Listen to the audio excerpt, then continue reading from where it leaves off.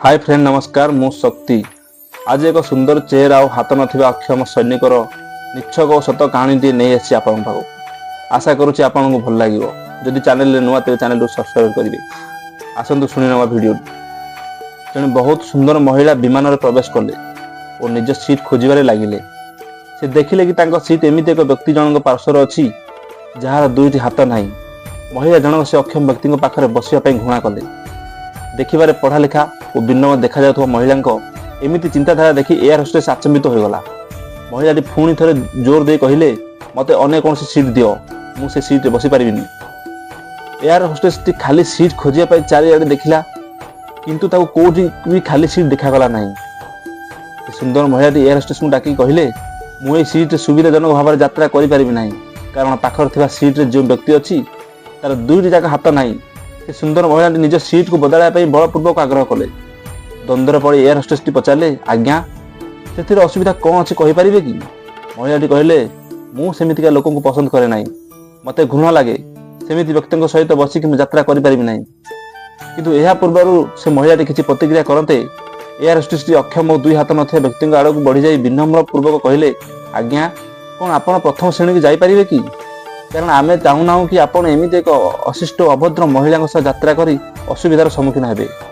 यही कथा को शुणी सब यात्री मैंने ताली मारी निम्न स्वागत कले एवं से सुंदर देखा जाउथा महिलाटी राज्य मुहर उठे पारा ना। आगे आपन को असुविधा है से आम दुखित। ये पूरा विमान में बास गोटे सीट खाली अच्छी ता प्रथम श्रेणी अच्छी। मुझे टीम सहित कथबार्ता हेली गोटे असाधारण निर्णय नहीं जन यात्री को इकोनॉमिकल क्लास प्रथम श्रेणी को नेबा आम कंपनी इतिहास रे प्रथम थर पई हेबो। सुंदर महिलाटी बहुत खुशी हो गले। एयर होस्टेस टी कहले आज्ञा क्षमा करेंगे किंतु यही इकोनॉमिक क्लास कौन सीट खाली ना कि यात्री मान असुविधा ध्यान रखा आमर कम। तेणु मु विमान कैप्टेन को पचारि आसे से दयाकोरी आप धैर्य धरी रुहतु। एति कही एयर होस्टेस टी विमान रु कॉकपिट को चली गले। किछि समय पर फेरी आसी एयर होस्टेस टी से महिला को कहले से अक्षम व्यक्ति छिड़ा कहले मु जने सैनिक थी और मु एक ऑपरेशन समय आतंकवादी सह लड़ाई करिया बेले काश्मीर सीमार बम विस्फोरण में मोर दुईटी हाथ हराई देछि। मु प्रथम ये देवी कथा शुणी और भाविली मु भी क्यों स्वार्थ और बोका लोकों सुरक्षा लड़ाई करी निजर जीवन को बाजी लगाई देथिली और निज हाथ को हराई देली। किंतु सेतेबेले मु आपन समस्त प्रतिक्रिया देखिली एवं मते निज काम गर्व लगुच और मु आम देशवासी हाथ कौन शहीद भी हो जाती तो आहरी गर्व अनुभव करी। जय हिंद।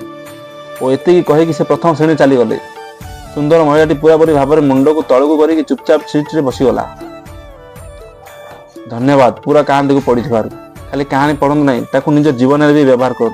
आ कहानी केमी लगे कमेंट में मतामत दिखाते। जय जगन्नाथ।